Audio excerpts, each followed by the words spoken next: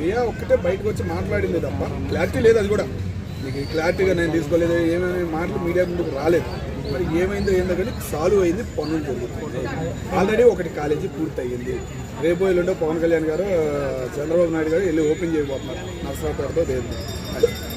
అదేవిధంగా ఇప్పుడు టెండర్లు వేయడానికి కూడా జగన్మోహన్ రెడ్డి గారికి భయపడి టెండర్లు కూడా వేయడానికి ముందుకు వస్తున్నారని చెప్పి చెప్పడం అయితే జరుగుతుంది. దీనిపై రేట్లు అనేవి విపరీతంగా పెరుగుతాయి. పోలవరం అయిపోయింది. ఇది కూడా సేమ్ అట్లాగే చంద్రబాబు గారు చేస్తే చంద్రబాబు గారికి విలువే ఉంది. చంద్రబాబు గారు సేమ్ అట్లాగే చేస్తే టెండర్లను మార్చేస్తే విలువే ఉంది. కాంట్రాక్ట్ అనేవాడు మనకి ఇప్పుడు ఉన్న ఇంజనీరింగ్లే పారిపోతున్నారు బయట దేశాలు.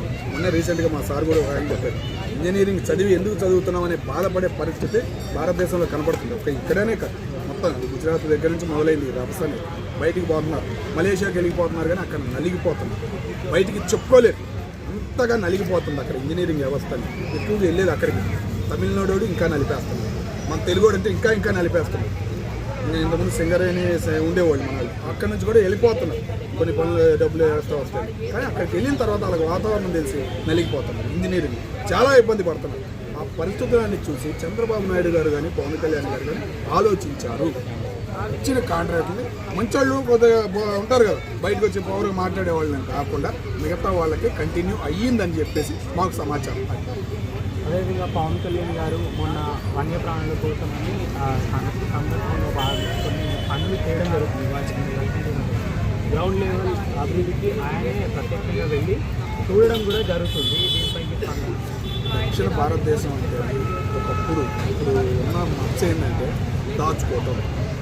పెద్ద వాళ్ళు చిన్న వాళ్ళు ఎంత పెద్దవాళ్ళు దాచుకోవటం అని మచ్చపడి మోడీ లాంటి వాళ్ళు ఇక్కడ మంత్రి పదవులు తగ్గించారు. కేంద్రం నుంచి డబ్బులు రాని కూడా చేస్తున్నాడు. చాలా అనేది తగ్గించాడు ఆయన. అది యూపీ సైడ్ అటు సైడ్ పడ్డాడు. కేంద్రం డబ్బులు కానీ కేంద్రం నుంచి వాటాలు కానీ ఎంతమంది, ఇంతకుముందు 16 మంది 20 మంది మంత్రులు ఉండేవాళ్ళు. మన తెలుగు రాష్ట్రం నుంచే 16 మంది ఉండేవాళ్ళు. అట్లాంటిది ఒకడు ఇద్దరు. అట్లా ఎందుకు తయారైందంటే పిచ్చినారితనం అనేది పోగొట్టారు. సొసైటీ ఎట్టిపోతుంది, సొసైటీ ముందు ఏం నేర్చుకోవాలి. ఒకప్పుడు కాంగ్రెసే కొన్ని పాఠాలు నేర్పింది. ఎంతోమంది మేధావులు కాంగ్రెస్లో ఉన్నారు. ఇట్లాంటి మేధావుల్లో ఒకడు నాదల్ల మనోహర్ గారు పవన్ కళ్యాణ్ గారు పక్కన. ఆయన సలహాల మీద పవన్ కళ్యాణ్ గారు ప్రకృతి చూస్తున్నారు. మన రీసెంట్గా ఎన్నో ఏళ్ల నుంచి ఉంది. చంద్రబాబు నాయుడు గారు కూడా చేయలేని పని అది. కర్ణాటకతో ఏమన్నా కానీ ఏనుగులు తీసుకొచ్చి అరటి తోటలను కాపాడి అరటి పండుకి ఒక విలువ అనేది ఈరోజు ఉంది. ఒక రేట్ అనేది ఉందంటే ఆయన వల్ల. ఇట్లాంటి మంచి పనులకి తిరుగుతున్నాడు. ఎంతో ప్రకృతి అనేది దక్షిణ భారతదేశంలోనే మన ఆంధ్ర రాష్ట్రంలో మా 9 జిల్లాల్లో ఉంది. ఎక్కడ తీసుకున్న భూమిలో ఉంది, పైన ఉంది. ఎన్నో ప్రకృతికి కనపడనివి ఎన్నో ఉన్నాయి. శ్రీశైలం అడవుల్లో కానీ మన అరకులో కానీ ఎన్నో అట్లాంటివన్నీ బయటికి తీసుకున్నారు. అట్లాగే నలిగిపోతున్నారు. అడవి బిడ్డ నలిగిపోయిందంటే మన రాష్ట్రంలో ఒక అడవి బిడ్డ పైకి వచ్చి ఎంతో ప్రపంచానికి దారి చూపిన అడవి బిడ్డ మన ఆంధ్రాలో పుట్టారు. అట్లాంటి అడవి బిడ్డ ఈనాడు నలిగిపోతున్నాడు అనే ఒక టార్గెట్ అనేది పవన్ కళ్యాణ్ గారికి తెలిసి వాళ్ళ మీద ప్లస్ చిన్న వర్గుల మీద తిరుగుతూ ఆయన ఒక రకమైన ఇవ్వబోతున్నాడు. మన రీసెంట్గా వచ్చి ఒక్క మాట మాట్లాడాడు. ఎవడు వైసీపీ వాడు ఒక్కడొచ్చి బయటికి మాట్లాడలేదా? ఆయన వదిలిన 2 డైలాగులకి ఎంతమంది వచ్చి బయటికి మాట్లాడతారో అనుకున్నాను, కానీ చివరికి జగన్మోహన్ రెడ్డి గారు కూడా మాట్లాడలేదు. ఇది సూపర్గా ప్రిపేర్ అవుతున్నారు. ఒక రాజకీయ లక్షణాలు అనేవి పవన్ కళ్యాణ్ గారిలో మొదలైనాయి అని. నేను పవన్ కళ్యాణ్ ఫ్యాన్ కాదు, ఫుల్ రివర్స్ బాలయ్య ఫ్యాన్. ఒకప్పుడు పవన్ కళ్యాణ్ కటౌట్ నుంచి చేసిన వాళ్ళం మేము. అట్లాంటి వాళ్ళం ఆయన మాట్లాడే మాటలను బట్టి చూస్తుంటే హ్యాపీ, చాలా హ్యాపీ. నేర్చుకుంటున్నాడు, పర్లేదురా మనకు ఒక నాయకుడు ఉన్నాడు ఎవరినైనా నిలదీయడానికి అనే ఫీలింగ్ అయితే మాకు కలిగింది. ఇప్పుడు కొత్తగా నెలకొల్పుతున్న పెట్టుబడులు వస్తున్నాయి కదా మన ఆంధ్ర రాష్ట్రానికి. అభివృద్ధిలో భాగంగా కొత్త పరిశ్రమలు కూడా నెలకొల్పడం అనేది జరుగుతుంది. దాంట్లో భాగంగా ఆ వచ్చే వ్యర్థాలను నలుగురికి పంపిస్తాయి కలుస్తామని కూడా మాట్లాడడం జరుగుతుంది. అలా జరిగితే అంటే నీటి కొరత అనేది ఏర్పడుతుంది. దీనిపై ఎటువంటి చర్యలు తీసుకోబోతుంది హైదరాబాద్ దానివల్ల 10 అడుగులు ఉన్నదానికి దగ్గరికి 20 అడుగులు. రేపు హైదరాబాద్కి రాబోయే మొదటి కరువు ఏందో తెలుసా?